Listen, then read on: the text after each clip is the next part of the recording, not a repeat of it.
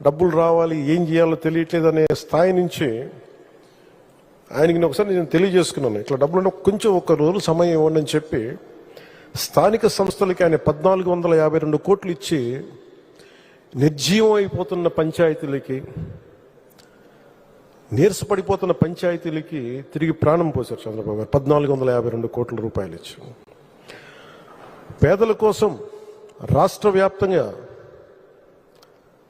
ఈ అన్నా క్యాంటీన్లు ప్రారంభించడం, నేను ఎప్పుడు అన్నా క్యాంటీన్లు తెలుసు కానీ చూసేవాడిని, కానీ ప్రత్యక్షంగా వెళ్ళే నాకు ఇది ఉండదు. సో ఈ రోడ్లో వస్తున్నప్పుడు పొద్దున్నే ఒక రోజున ఎయిర్పోర్ట్కి వెళ్తా ఉంటే అన్నా క్యాంటీన్లు ప్రారంభించిన 3వ రోజు 4వ రోజు చాలామంది లారీ డ్రైవర్స్, ఈ మన బేల్దారి పనిచేసే కార్మికులు, డ్రైవర్స్ అందరూ, ఆటో డ్రైవర్స్ అందరూ కూర్చోబెట్టి లైన్లో ఉన్నారు. ఏంటి ఇంతమంది లైన్లో ఉన్నారంటే